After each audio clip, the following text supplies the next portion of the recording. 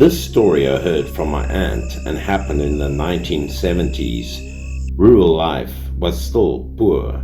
Occasionally there were performances in the countryside by singing troops from the district town to serve the people.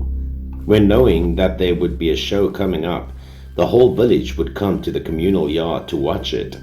Significantly few people went to see the troupe. My aunt said people just went to watch it for fun because they didn't understand what the choir was singing about. The troupe sang about the play The Judge. The audience was very crowded. Moments later, the troupe began to sing and perform for the audience to enjoy. My aunt and her best friend also stood below to watch the show. However, because everyone was jostling and playing, the two of them were pushed forward. But because of that, the two were lucky to see the whole scene of the artist singing on the stage in front of their eyes. The character who played the Mandarin was drawn with a large face with a white crescent on his forehead. Then he babbled the first verses. But while he was singing, he suddenly stopped. And then he stared at something at an unknown place. The villagers thought he had forgotten his lyrics, so they shouted to him. But then, it was very common for these incidents like this to happen to a theater actor who was singing. Therefore, there would always be someone behind the stage helping the actors whenever they forgot their words or lyrics. Although someone would hide behind the stage suggesting lyrics to him that day, the actor decided not to sing anymore and walked down from the stage with a worried look. As soon as the villagers could no longer hear the troupe's performances, everyone dispersed and went home. Only one close friend of my aunt still wanted to stay. The troupe was arranged to live at a villager's house. My aunt and her best friend took each other and ran inside. The two decided to sneak in and peek through the window. The two of them were surprised to hear that the leader had cursed the actor so much for not doing well as the leader had told him to, and at the same time rebuking him as an inexperienced actor, and that he shouldn't make mistakes with such things because that would affect the group's reputation. My aunt's best friend couldn't help but laugh when she witnessed the actor's embarrassment at the time, and her smile faltered when she heard the actor say that he had seen ghosts. And not only did her aunt and her best friend disbelieve, but neither did the leader. They did not believe that the actor saw a ghost while performing. He repeatedly emphasized that he did see a ghost. He said that when he was singing on stage, suddenly a woman who looked like a female ghost appeared on the stage from nowhere, and she was kneeling. What's scarier was that her face was full of wounds and dirt, just like a female ghost would be. She knelt in front of the actor and cried and begged. At the time, he was so scared that he stood frozen in place and did not dare to move anywhere. After hearing the actor tell the whole story, the leader was also very scared and asked the actor if the female ghost was gone. The actor told the leader that the woman was still there and that she was kneeling behind him. The leader became scared that he had to hide behind the actor's back and didn't know what to do. Then, one of the female actors in the cast came up to him and came up with a way to stop the ghost from following the actor. As the team leader thought of this approach as a possible solution, he let the actor try the role this time again. Moments later, the actor would be in his judge costume, and at first, the actor would ask the ghost who was kneeling in the background if she had encountered any injustice and why she was there.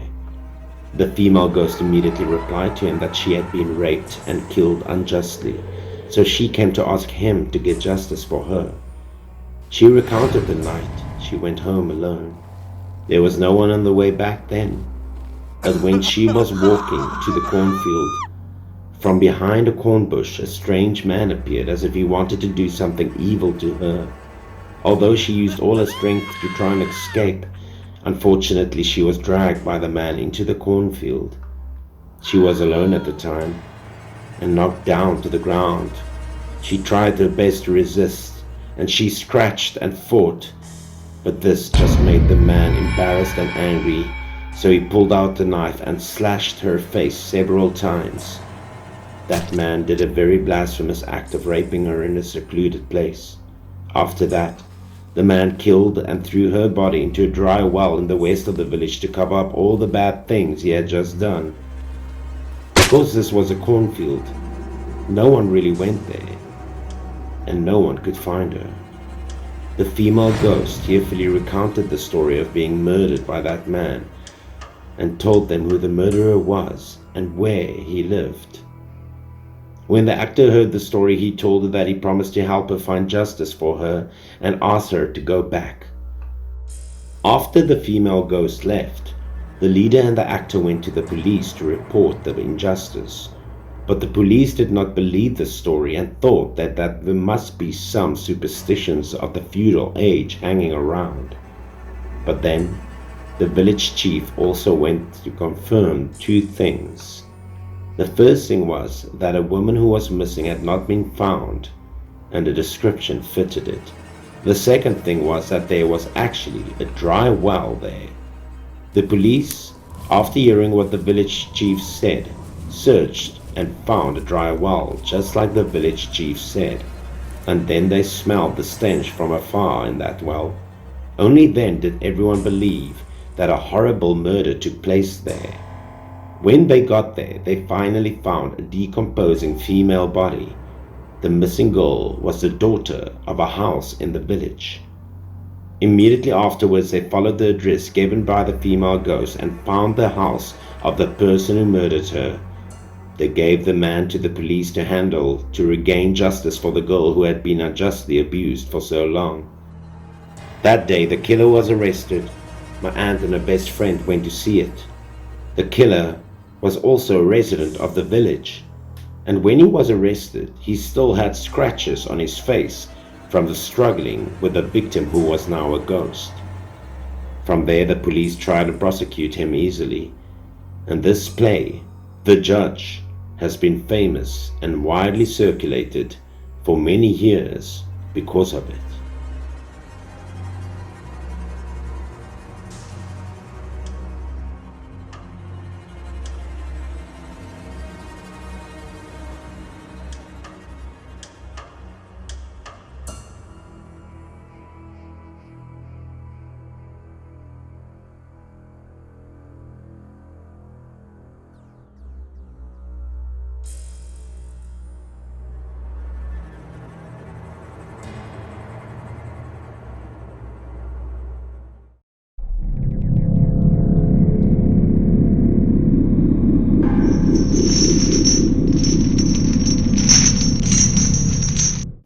Last year, my younger brother Shinichi and I went to my wife's hometown to visit her parents, but unfortunately the town was forced to close due to the epidemic, so we were stuck.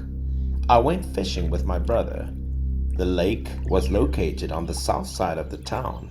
I heard that this lake used to be used for fish farming, but it had recently become an abandoned one. Shinichi and I decided to fish here that day because it was located far away from people's houses, undetected by anyone.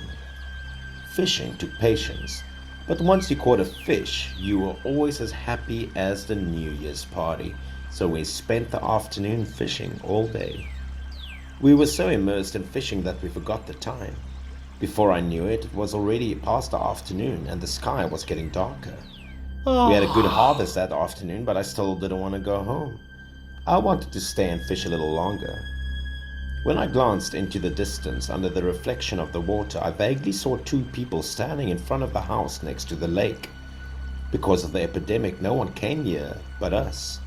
I didn't even see a single person pass by all day. When I suddenly saw someone standing on the dam, I unconsciously turned my head in that direction, wondering if they were the keepers of the lake. But when I looked back, I saw that the top of the dam was empty. The thing confused me a bit. Shinichi saw that I was looking at the top of the dam in confusion, so he also looked up, but unfortunately, we couldn't see anything.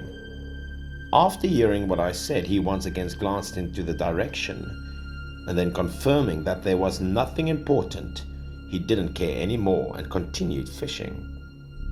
I started staring at the fish again, but for some reason, I always felt a pair of eyes staring at me from the side of the house on the dam. As if something urged me on, I couldn't help but look back. As I looked back, there was no one there but the dark old house. I took a closer look at the house and thought to myself that maybe there was a man in the old house, but because it was so dark inside, I couldn't see anything at all. I didn't care much about this, but then I looked again at something floating in the water. As we waited for the fish to bite, Shinichi caught another one.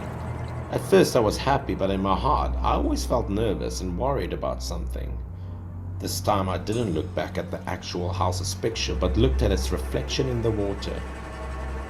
The moment I looked at the water and saw a shadow, I got so scared that I almost threw my fishing rod into the water. I did see a figure in front of the house. It was a man, not standing in front of the house, but hanging from the upper beam. I didn't know if it was the wind blowing, but his whole body was swaying slightly. Seeing this, I was so scared and I broke out in a cold sweat. I suddenly turned around and was looking for the fishing rod in my hand that I had just dropped. Shinichi also noticed my reaction. There was an inexplicable surprise on his face as he looked at me and followed my gaze to the house on the dam. In that moment I understood that something was indeed wrong. I couldn't tell what it was either. Shinichi seemed to realize something as he looked at the house too. He didn't say another word, but his face changed, just like mine. Shinichi gradually understood the seriousness of the matter, and we both quickly packed up and left. As soon as we left the fish pond, we hurriedly started the car, and during the ride neither of us spoke and the atmosphere was a bit tense. But at this point, I was still shivering. On the way back, we had to pass a few abandoned houses adjacent to the dam. We both had mixed feelings about what happened, really scared about what we had seen. We finally passed the house. We both couldn't control ourselves and looked at it one more time. It was old, mossy, empty, and very creepy. As we passed, the lights from the headlights of our cars shone on the dilapidated house. The inside of the house was empty. There was no sign of living people. It was strange. We decided quickly to return home. After confirming that there was no one in that house, the atmosphere in the car calmed down a bit. When we got home, we talked about this. I also talked with my wife and her parents. I heard that the fish pond had been lying empty for more than 10 years, and the reason that that house was abandoned was also a scary thing. Long ago, there was a couple who were leased out by the state to this fish pond. And after that they spent all their money investing in fish farming. However, some children in the town had sneaked out there to steal fish. Then, because of insulting and scolding these children, the couple was harmed by people. The people even poisoned their fish dam and killed all of the fish. When the couple went to confront the perpetrator, he attacked the husband violently and broke his leg. So not only did all the fish in the pond disappear, but also they had no money for medical treatment. Tragedy struck. The husband couldn't stand, resentful and miserable, so he drank pesticides and committed suicide. At the time, the wife was too heartbroken to go on. She did not have time to think, so she hanged herself on the rafters next to the dam. Since then, some spiritual things have happened regularly in this place. Many people who passed by this lake at night would see them or hear their cries and lamentations.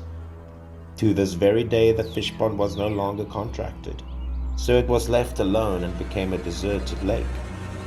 After hearing the story, I was upset and felt sorry for the couple, but I was also a little worried.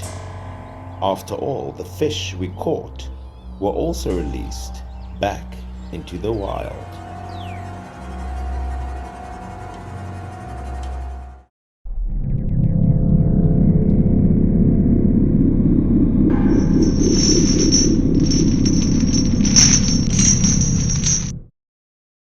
The story that I'm about to tell you is from my personal experience, and even though I don't remember all the details, it is 100% truth.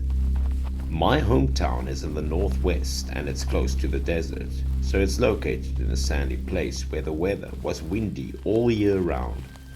For me and the people who lived here, there was always a lot of fun to be had and a lot of connection to the place.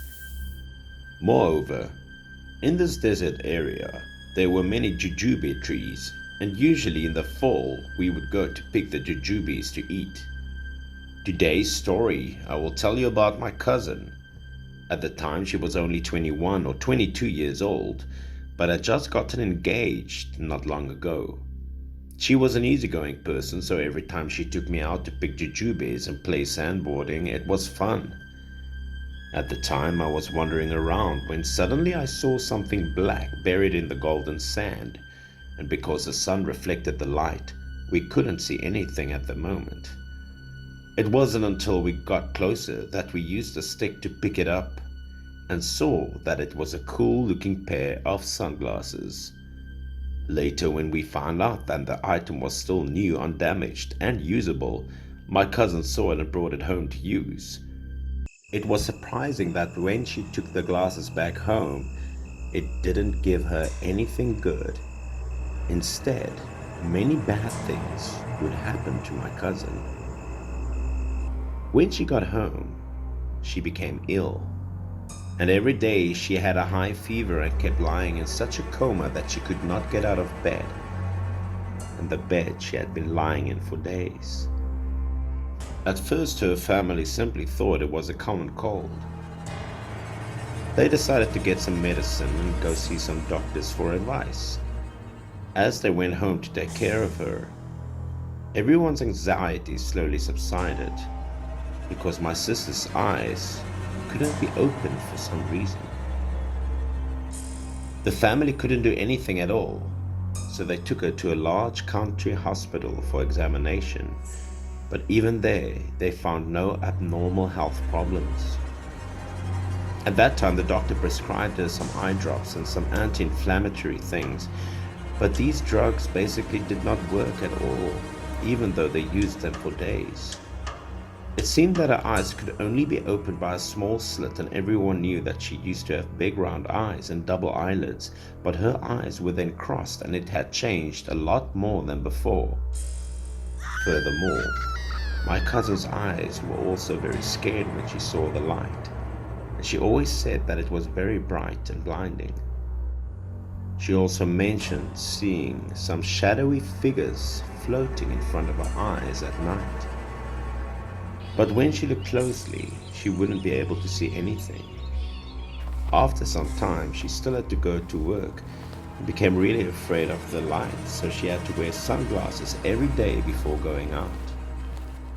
My cousin became very dependent on these sunglasses. In recent times, she still regularly went to several hospitals for examinations, but they still did not see any unusual health problems.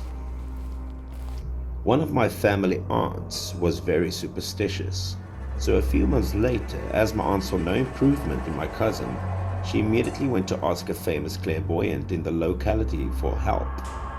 It was known that this clairvoyant was very famous, and people in the city often believed and often came there to invite her to come and help them and see the future.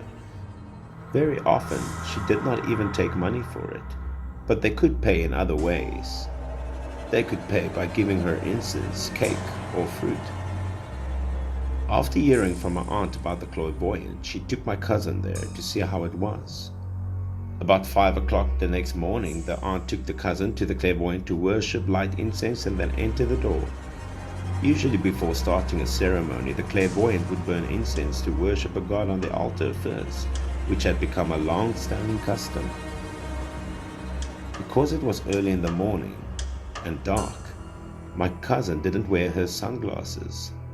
First of all, let's talk a little bit more about the clairvoyant. She only worshipped a statue of a god covered with yellow cloth on top, and before entering she would often say a lot of prayers to ask the gods for help. And then she suddenly sat silent in front of the goddess statue. Onlookers also discussed that she was probably being possessed by the invisible. She sat there for a while and then surrounding space became extremely quiet. After 10 minutes or so, she would start swaying constantly, expressing and changing both her personality and tone to the point of becoming a completely different person. This clairvoyant turned her head to look at my cousin for a long time, and even the good expressions that were unique to her disappeared. My cousin was scared and amazed by the atmosphere and the state of the old woman at this time. She also asked her if she had taken someone's things without asking. My cousin did not know how to answer because she did not understand what the clairvoyant was saying.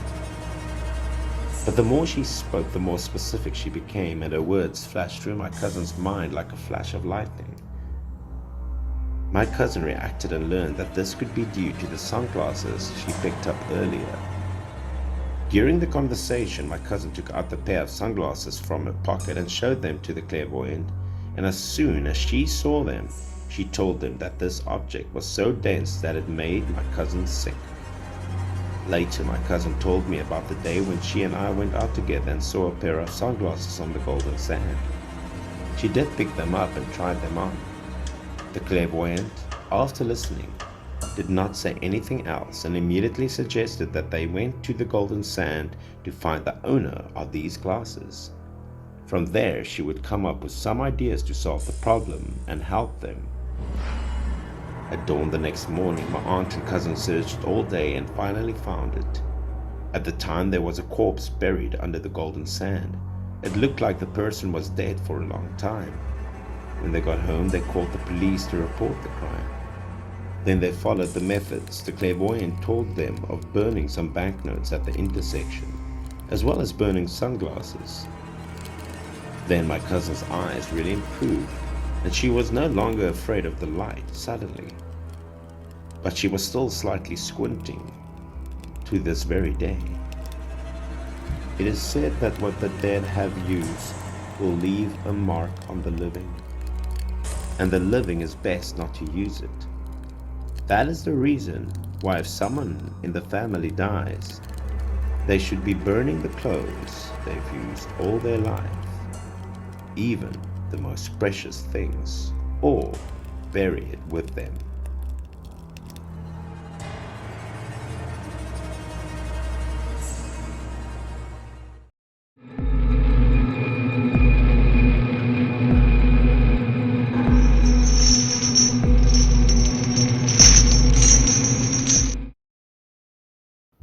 This story happened last summer. The epidemic was still not too serious.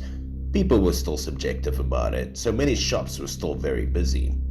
Because of the epidemic, my business was not doing so well. I went back to my hometown to visit relatives and happened to meet an old friend named Shen, so we sat down to talk about stories. The shop where we chose to sit and talk was located on the edge of town. It had a large yard and good business, but very poor conditions such as noisy, dusty, and easy to get wet when it rained conditions.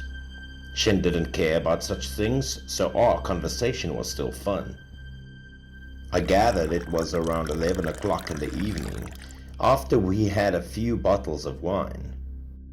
We were both drinking a lot, and debating whether we should go back to town or find the next place to have some more drinking time. As soon as we agreed to find another place, we decided to finish the last 2 bottles in the barrel. Shen couldn't hold it anymore, so he decided to go to the bathroom before leaving the shop. There was no proper toilet there. I saw him walking out of the gate, out of the building. The bill was paid and I was fine, so I lit a cigarette and waited for him while playing with my phone. It must have been more than 10 minutes since he went to the bathroom, and I was wondering why Shen didn't come back. Then I heard a thud at the courtyard gate. As soon as I turned around, I saw a person fall to the ground, and that person was Shen. It took me a long time to react, and I rushed over to see how Shen was doing, only to find his face was as white as a sheet of paper, and he was already unconscious. Some of the people that was sitting with the restaurant owner came rushing along and tried to wake him up, but he couldn't get up, and they thought maybe he was too drunk and fell asleep. I couldn't believe it. I rushed to call an ambulance and took Shen to the hospital. I knew Shen's tolerance for wine very well, and just a few bottles of wine was not enough for him to react this way, and sure enough, I did go to the hospital to see how he was doing. The doctor said that Shen was fine, but still not to the point of alcohol poisoning. They gave him some medicine and told him to rest for a few days. Early that morning, Shen woke up. He looked a little dazed. When he woke up, I asked a few questions. I didn't expect he would react with a horrified expression as he did.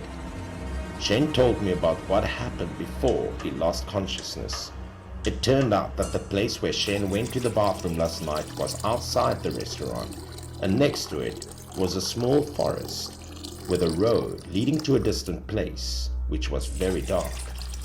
Shen was stunned. He was about to urinate and unzipped his pants when suddenly he heard something coming out of the woods. As he looked up, he saw a person walking on a path in the forest, but because it was dark, he couldn't see this person's face clearly, only a very vague figure. Originally, Shen didn't care much, but this person's posture was very twisted. Whether it was stomping or swinging his arms, it was very stiff. According to Shen, this person looked like a moving robot, and then he intended to get closer to take a look. Somehow being able to feel Shen's gaze, the man stopped, and in the hazy darkness, he could see the man turning his head to look back at him. The two of them then seemed to have looked at each other, and Shen was confused for the first time. But since Shen had been drinking a lot, he didn't really care much. After a few glances at the man, Shen decided to return to the yard. But he did not expect that when he turned around, he started feeling dizzy, and his eyes started to reel. Then everything turned upside down with an unpleasant feeling. Shen said he had never experienced a feeling like this before. By this time, Shen's eyes were heavy, and he couldn't open them, and he fell to the ground. As he's been unconscious for a while, he then vaguely felt that his body seemed to be very light. His mind had become clearer, and then he was forced to open his eyes. When he woke up, Shen saw a trembling figure standing in front of him. Still that rigid body. It was a figure that Shen had just seen, and somehow, at that moment, there was a layer of light like a ghostly light all over the man's body. Upon closer inspection, this was an old man with white hair. He wore a Chinese aoyai and walked down a path in the forest with his head bowed down. After walking for a while, the old man looked up back from afar, and it was just a very old face with the whites of his eyes with no pupils, which looked horrible. After looking at Shen, the old man slowly shook his head as if he was sighing. Then he continued to turn his head along the road and quickly disappeared into this pitch black forest. At this point, Shen finally realized that he had seen a ghost. He was shaking with fear and didn't know what to do at that moment. He heard a very familiar call from outside the forest. Then Shen heard his name being called out, as if something serious had happened. Shen quickly ran to the source of the call and didn't think at all that his long trip to the toilet would cause me to worry. But when Shen turned to look back, he realized that the one shouting it was me, and the one lying unconscious was him. Moments later, the ambulance arrived, and Shen watched helplessly when the person loaded his body into the ambulance. Then Shen found himself wandering aimlessly in the forest and had no idea what to do or where to go. No matter how hard he tried to follow his body, he couldn't. It was not known how long he had been wandering, but his soul gradually lost consciousness, and when he woke up, he found himself right there in the hospital. After some tests, the doctor said Shen was not sick at all, and then he was discharged the next day. I later learned because a person drinks too much, the body might be weakened, and it is easy to be disturbed by wandering ghosts, especially in places with a lot of yin, so it is necessary to pay more attention when going out for a drink.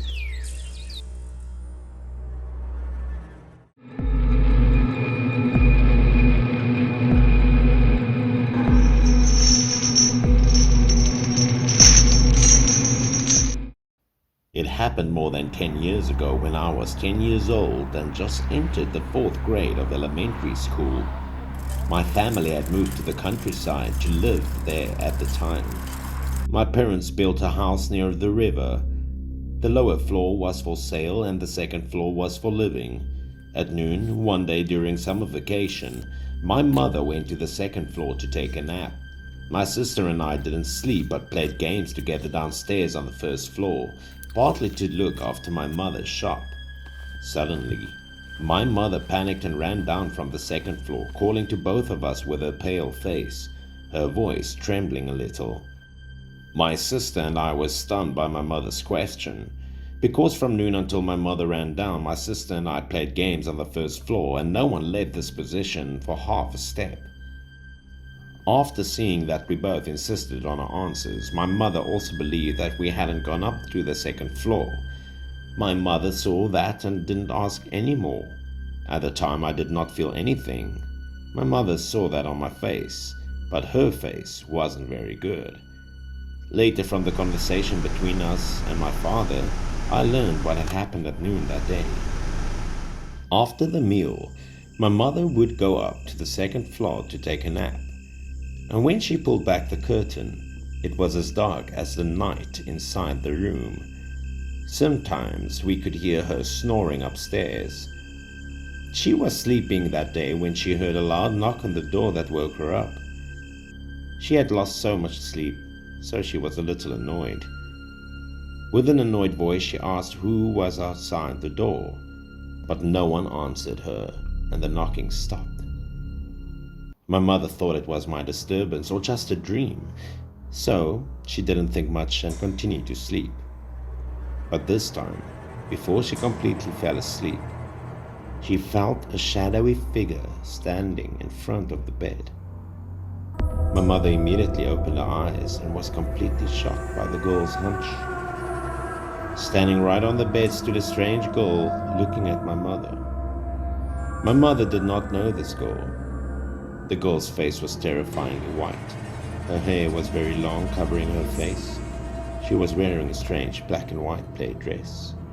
Someone appeared out of nowhere in the room that scared my mother terribly. And at that moment my mother shouted. The girl immediately climbed into my mother's bed as a very decisive action made. Then she reached out and squeezed my mother's neck like a murderer with a deep hatred, even though my mother didn't know who this was. She also said that the girl was so strong that she thought she was going to die. My mother could not breathe. She could not resist. And she wanted to give up everything. When the situation got serious, my mother remembered ways to get rid of ghosts taught to her by her parents, and one of these ways was to start scolding. My mother started to scold the ghost, spitting and showing an angry attitude at her. Unexpectedly, the method worked. After a while, the ghost disappeared. As soon as the ghost was gone, my mother called to tell my father about this, but my father did not believe what she said. He did not believe in ghosts, and he thought that she was probably having some sort of nightmare. And after listening to his advice, my mother became more confused. She also began to doubt her sanity. She thought it might have been a dream. She also wanted to believe that it didn't happen, but because this dream was so real, it made her feel very insecure about herself. She thought that it was strange, but she decided to continue going to sleep because she was still very tired. And as she lay down, she heard a knock on the door again. The sound this time was even louder than the previous time. And at this point, my mother was startled to sit up and look out the door. She started scolding again, cursing into the air, even though she couldn't see anyone. There was no answer at the door. After a while, the knocking disappeared. My mom was freaked out by this. She struggled to get up and didn't sleep anymore. She ran down the stairs, and next development was that one I mentioned above. My mother didn't want to stay at home. She told us to look after the shop and then went to a mahjong room near the house to play for fun. And when she went outside, my mother's mental state also improved much more. She didn't feel sleepy, nor was she haunted by what had just happened. In the mahjong room, all were friends of my mother. In the playroom there was a person, Aunt Nancy. She was a friend, and also played there. People often said that she had the eyes of yin and yang since childhood, and she could probably see ghosts. My mother didn't believe this before, but now, as soon as she entered the door, Aunt Nancy immediately stopped playing and dragged my mother outside. My mother didn't know what was going on, so she followed Aunt Nancy with a few questions. Aunt Nancy looked behind my mother and told my mother what she had seen. One thing's for sure, it wasn't good news because her eyes saw what shouldn't have been seen. As soon as Aunt Nancy finished speaking, my mother was so scared she almost couldn't walk. Her limbs were shaking. Luckily, Aunt Nancy said she knew how to treat ghosts. Soon, she took my mother to the riverbank. She cut a few trees by the roadside to ward off evil spirits and hit my mother with it. My mother was scared, but she did not interfere with Aunt Nancy's job of beating her. The harder Aunt Nancy was beating her with the bush, the tougher she got. After that, my mother also felt lighter after being beaten. Aunt Nancy said that there was a ghost drowned by the river a few years ago. When she saw my well-dressed mother walking by the river, the ghost decided to follow her, asking her to lend the ghost a set of clothes to wear. Then Aunt Nancy also scolded the ghost. If she wanted to borrow clothes, there was no need to scare people like that, and she scolded in many other words. In the end, Aunt Nancy and Mother prepared multicolored paper. They cut it into the shape of a dress, bought some of their real things, and burned the ghost a few sets together, partly because they wanted to help the ghost to be free. Later, while playing mahjong, Aunt Nancy also told my mother that the ghost thanked her very much. She enjoyed the beautiful clothes they burned. My mother only felt chills after hearing these words.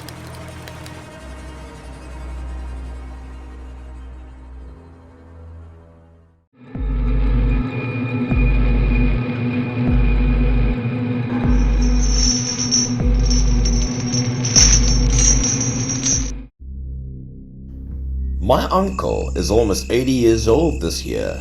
He is a very famous doctor that everyone in the village knows, and this story is what he told me. It was a day in the late 1980s. It was so hot that my uncle couldn't sleep, so he opened the main door and window to let some air in.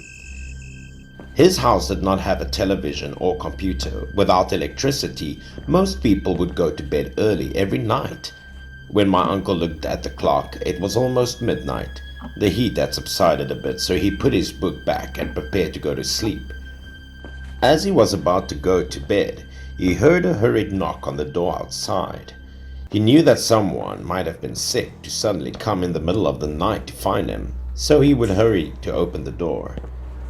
In front of him was a young man around his age, with a face concealed in the dim light. But he guessed that the two of them were from the same village. They were just not familiar with each other. Because of his working habits, he was not really in the mood to look at people, but this attention was always on the wound or what was wrong. He shined an oil lamp near the man's arm to examine that wound. He was surprised to find out that it was a fairly deep wound, triangular in shape, like being poked by an iron object. It looked like a part of the flesh was lost. Although there was no bleeding, my uncle also frowned because this wound was showing signs of necrosis and changed quite badly. Having said that, he led the young man into the house to examine the wound further. He was definitely afraid of the wound getting worse, so he only said that he would try his best to give him first aid. For the rest of the treatment, the man had to go to the hospital. When the man heard that he had to go to the county for treatment, his expression was a bit strange, as if he didn't want to go far. My uncle thought he was just like the other villagers here and did not pay much attention to this illness, so he shook his head and went inside to get his tools. He used alcohol to disinfect the wound, but the young man was a little evasive. My uncle assumed he was afraid of pain. He also comforted him for a while, then diligently cleaned his wound and began to stitch it up. He burned the sewing needles on the oil lamp, and to disinfect them, of course, as he proceeded to stitch the wound up. But what happened next made my uncle feel a little strange. As the needle pricked into the man's skin, he was afraid that the man would feel some pain, so he wanted to reassure him. However, he was worried. The man had absolutely no expression on his face, showing no pain, nothing, not even saying a word. My uncle then sighed, and in his mind he was thinking of how strong this man must be not to know any pain. Only then did he clearly see the young man's face under the oil lamp. The face was pale, like a dead person's. But he didn't mind it much, as he was focusing on stitching up the wound. He just thought that maybe it was because the man lost too much blood, so he was just like that at the moment. Sewing took about half an hour. It was temporarily considered finished. My uncle remembered that he sewed 8 stitches and waited for 2 more stitches on the outside to remove the thread. The man suddenly looked up at the sky outside, panicked, and even pulled out a needle with his own hand. He was looking extremely impatient. This stunned my uncle for a moment. He kept staring at the steel needle that had not yet been removed and the thread still on the young man's wound. Just as my uncle was about to say something, the man suddenly shouted, "It's too late! It's too late!" and then rushed out. My uncle was stunned. Then he reacted and chased after the man because he was worried about the wound. As they reached the yard, the man suddenly just disappeared, as if he had turned into thin air. My uncle stood there for a long time. He didn't understand what had just happened. He was obviously quite confused, even thinking that he might have just met a ghost. Then he went back inside, and as he was about to turn off the light to go to sleep, he heard a knock on the door again. The man who came this time was an acquaintance, a small carpenter from a neighboring village. It turned out they were struggling with a difficult birth, so he came here to ask my uncle to come over and aid them. My uncle didn't have time to rest that night. He took his medicine kit and went with the man. It was the village next door, not too far. The two of them walked for only more than 20 minutes. But when my uncle ran to the door of the little carpenter's house, he heard the cry of newborn baby. That was the prospect of a mother and a child. Both my uncle and the carpenter felt more secure. Entering the house, they found that the mother and the baby's son were safe and sound, especially very pretty cute baby boy that was lying next to her. Since my uncle had already arrived, he couldn't turn around and do anything. After that, he cut the umbilical cord, cleaned and disinfected the baby, and washed the mother's wounds. But just as he was preparing to disinfect the baby, he discovered something strange. On the child's hand there was a red birthmark. A red thread connected in lines very similar to the place where the wound was sewn on the man before. And adjacent to that, a shape like a sewing needle on the arm of the baby. My uncle was suddenly stunned when he saw this. And then he understood what has happened to the child. He realized why the man was in such a hurry. Perhaps because he was afraid of missing his reincarnation on time. My uncle had heard many stories about it, but this was the first time he witnessed it. Since then, the birth of the child with him stayed like a picture in his mind with a shadow underneath. Although they didn't live in the same village, he often came to visit my uncle. He also loved him very much. After my uncle was honored as a child's godfather, which created a magical destiny.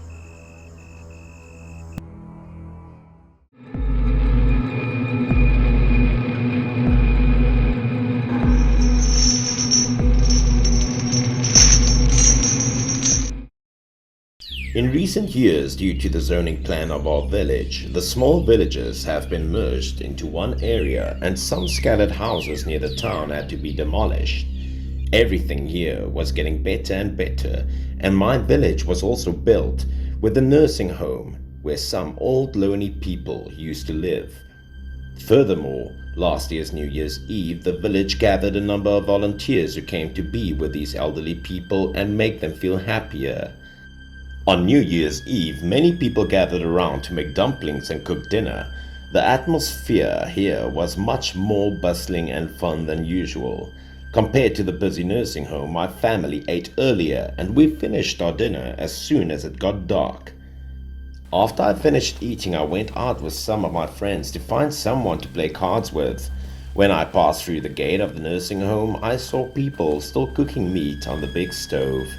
At this moment, an old cadre who was with everyone in the yard saw us standing outside the door and hurriedly called us over. Mr. Goro was a well-known former official and was respected in the village by everyone, including myself. As soon as he called, we all gathered together and he gave each of us a cigarette. I knew that Uncle Goro must have had some business to rely on, so I thought to myself that maybe I wouldn't be able to gamble that night. Sure enough, on New Year's Eve, the nursing home held a reunion party to welcome the new year for all the lonely elderly people. Mr. Goro asked us to come and pick up Mr. Hiroshi to celebrate the holiday because Hiroshi was also a bit lonely. We looked at each other a little hesitantly when he asked for help. We had no choice but to do it. After that, I drove the car towards the old village.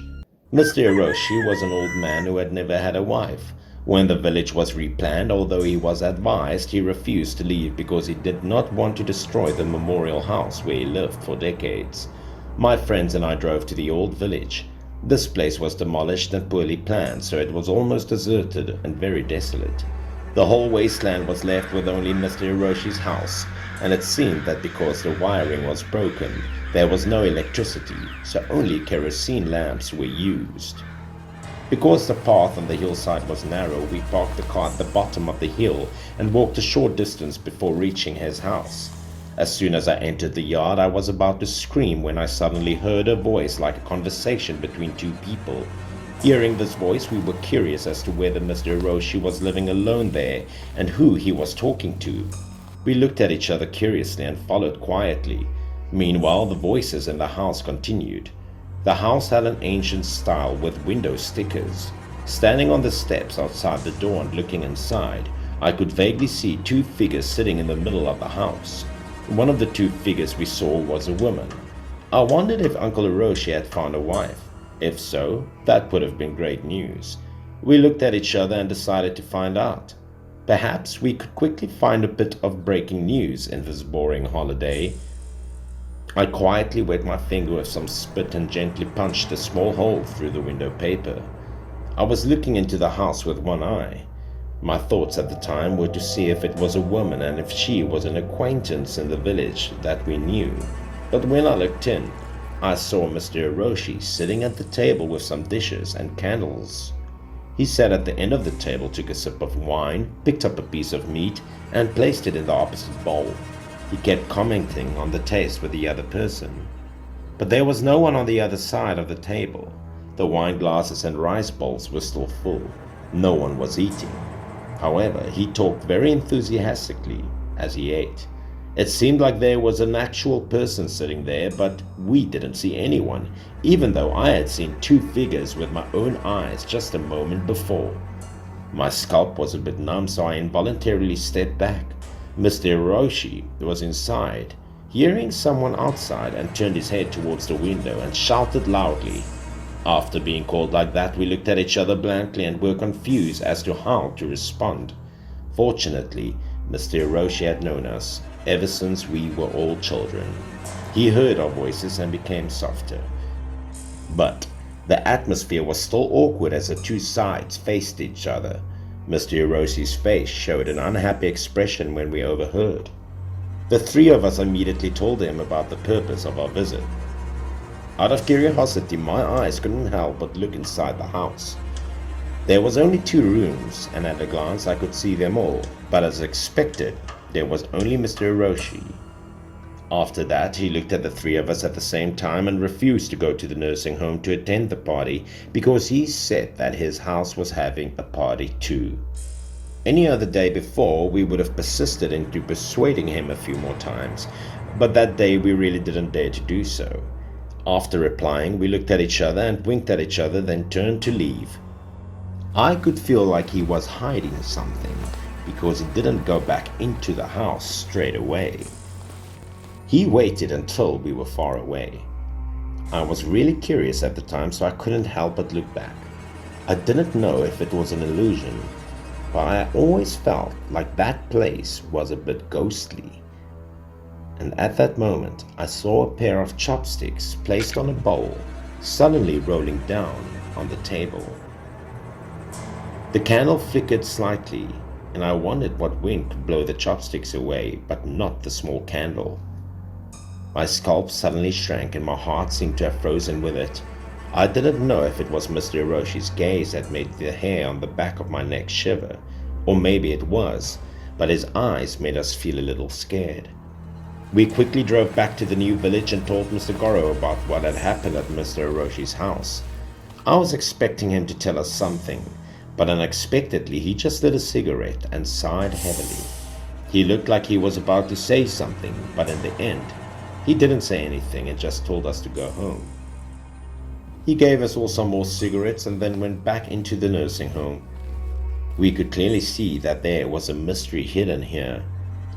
Later, when we were playing cards, we heard that Mr. Hiroshi was not an unmarried bachelor, but was married when he was just 20 years old. Although they had no children, the couple's relationship was very good. He had only been happy for 10 years when his wife passed away of a serious illness. And since then, Mr. Hiroshi didn't go out much more, and his personality had also become quieter and less talkative.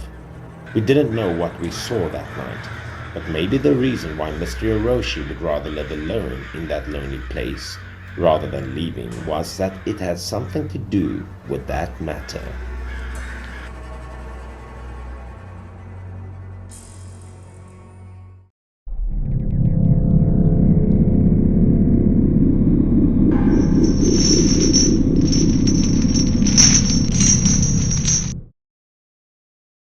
This story my uncle told me when he returned from Qingming New Year holiday was based on his first-hand experience. It happened 6 years ago. At the time, my uncle was 35 years old. He was working as a housekeeper in the village. When it turned cold, the people in the village had nothing to do. Moreover, it was also holiday, so people gathered to drink alcohol and play cards every day. One night, my uncle went to play cards until very late. That's just in the next village. According to my uncle, it was past midnight when he returned home. As passing an abandoned house in the village, the sky suddenly became foggy. Surrounded by the fog, at the time my uncle's head seemed to melt, and his vision was only 2 or 3 meters and very blurry. He was not too far from home, as the road he was walking on he has walked since he was a child. So at first he did not care much and just continued. But after walking for more than 20 minutes, my uncle still could not get home. The village was not so large that it was impossible to walk that long and still not reach home. When looking through the fog, my uncle was surprised that he was still in front of the house. My uncle didn't understand how it could be when he passed it already. He started getting worried, afraid that he was lost somewhere with no way out. According to folklore, this phenomenon was called the ghost guiding the way. Even if he continued, you would return to the same place. My uncle felt like a pair of eyes were staring at him from behind. His feeling at the time was uncomfortable, so he hurriedly looked back to check. After turning around, he suddenly saw a scene that scared him out of his mind.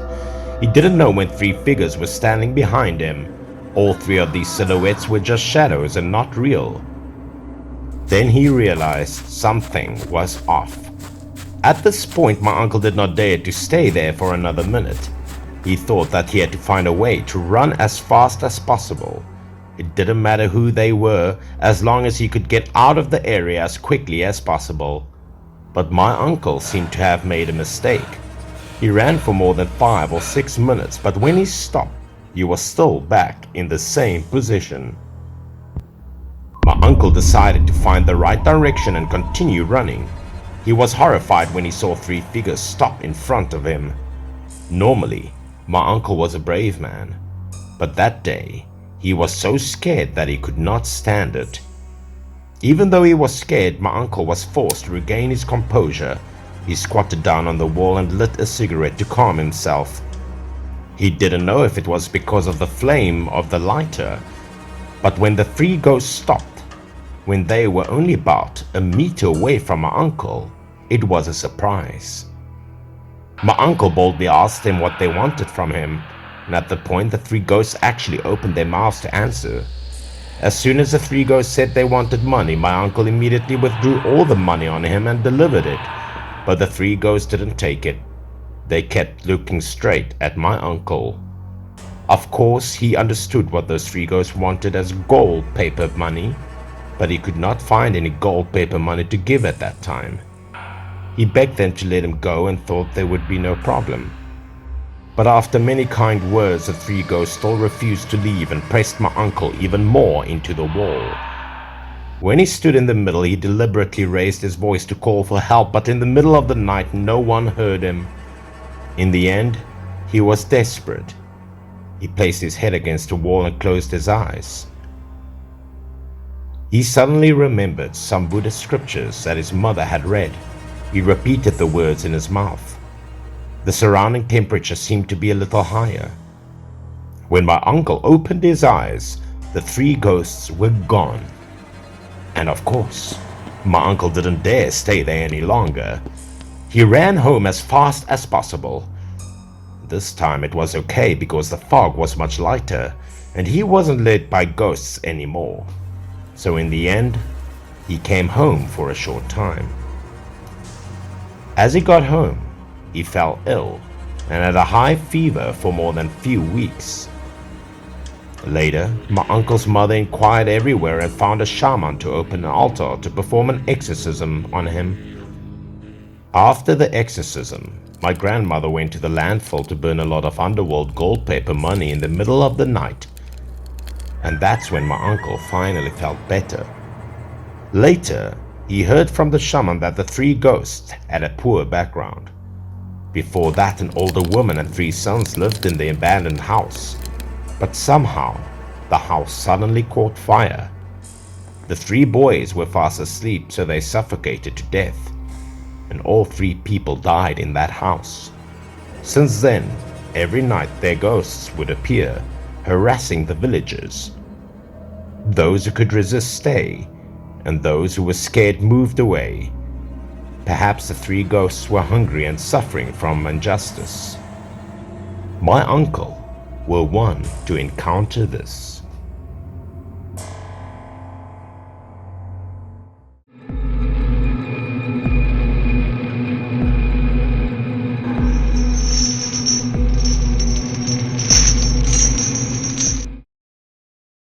Everyone will regret not doing something with the deceased loved one when talking about them. So is my uncle.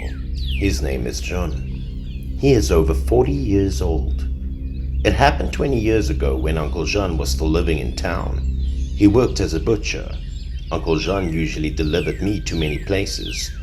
That day, he was so busy working that it was already past 8 o'clock when he returned. When he passed the village where his grandmother lived, he suddenly missed her. He decided to drive a tricycle to visit her. It had been weeks since the 2 of them hadn't seen each other. Uncle's grandmother at that time was over 70 years old. She lived a closed and withdrawn life.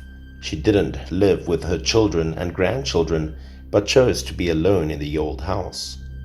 After knocking for a long time, his grandmother opened the door. As soon as he saw her, he felt that she had lost a lot of weight, especially becoming very thin in her arms, almost looking like chicken nails. Her face also looked tired and lifeless, so Uncle Jean was very worried. Even though it was late at night, he didn't pay much attention to the atmosphere around him. Both of them went into the house. As Uncle Jean remembered, there were no lights in the yard and the house at the time. It was dark. Perhaps older people often saved money so they didn't turn on the lights. At the point, strange things happened. The big yellow dog in the yard was behaving very strangely. The dog was always wary of her. Its body was shrinking and trembling as if it was afraid. After that, the dog did not bark. It went into the warehouse next to it to hide and not dare to take it a step out. The dog was next to my grandmother's side every day, and this made my Uncle Jean wonder. My grandmother did not answer his questions. She went straight into the house, talking to him about her current situation as she walked. The past few days she was no longer lonely because she had her friends over to keep her company. These words surprised my Uncle John because the people she talked to normally had been dead for many years. How could she be talking to them? Then Uncle John thought that maybe she was just old and confused, so she would sometimes say baseless things. He didn't mind that much, so he followed her anyway. Inside the house, he discovered that the walls were all black as if burned by fire. He couldn't hide his curiosity and asked her why the walls were so dirty. She replied without hiding anything. She said that she was burned by her accident, and then she just went back into the kitchen. Uncle Jean was getting hungry as he worked all day, so he asked my grandmother to cook for him. After she finished cooking for him, she invited him into the kitchen, and after entering the kitchen, he was surprised at the situation in front of him. Inside, the walls were also black, as if burned by fire. The kitchen was covered with ashes, dirty and cold as if it had been abandoned for a long time. Looking at the food on the table, he suddenly started feeling afraid. The buns were scorched. The fried vegetables in the bowl were also pitch black. It seemed like they were burnt and charred. He just stared blankly at the food for a moment. Her voice snapped him out of it. He looked at the dish and felt weird, but he didn't want to refuse them because he didn't want to make her sad. So he sat down to eat. The steamed buns had cooled. The outside burnt part was peeled off and the inside was dry and difficult to chew on. Moreover, Jean didn't know how many days it had been. The aroma of the buns was no longer there. It felt like he was chewing dirt and sand. Still, he tried to swallow. He used chopsticks to pick up another piece of vegetable and found it had burned. He couldn't even eat it. None of the dishes was enjoyable, causing a frown over my uncle's face. But he did not dare to criticize the food. Grandmother was still the same as before, always trying to take care of her grandson. She devotedly peeled off the burnt skin of the buns and gave it to him. He took the steamed buns from her and accidentally touched her hand. He felt that her hand was very cold, no temperature at all. This was unlike any temperature that a living person should have. When telling this story, many people asked my Uncle Jin if he didn't find his grandmother too unusual. Of course, he didn't feel right, but he didn't want to upset her. Instead, feeling worried, he thought sorry and blamed himself for not taking good care of her. He only knew how to remind her to wear a lot of warm clothes so that she wouldn't get cold, and she was not afraid of the cold, wanted him to eat well and dress warmly. Because he was so afraid of her old age and weak health, he also wanted her to move back to live with her son and daughter, but the older woman didn't want to.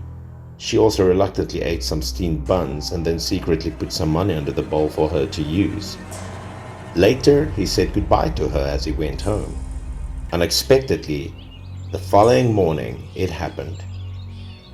The next day, just as dawn broke, someone knocked on the door of his room. It was my uncle's cousin, and as soon as he opened the door and heard the news, he was shocked. At first he thought something bad had happened to her, but he didn't expect his grandmother to die. Apparently she died of suffocation while the house was on fire. Of course he didn't believe it because he had seen her the night before. He told his cousin the story that he was there.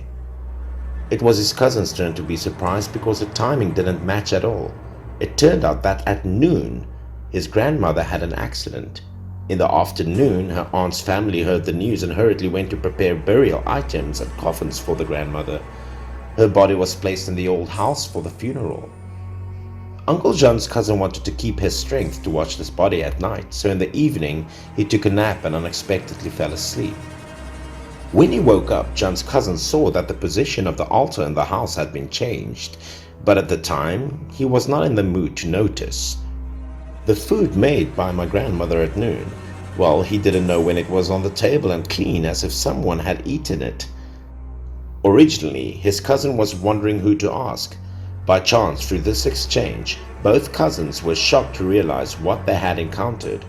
Uncle John's limbs suddenly trembled and he started vomiting right in front of the door. Although he ate with his grandmother and talked with each other, nothing bad had happened to him. Maybe because his grandmother loved him so much, she never wanted to hurt her grandchildren, even if she was already dead.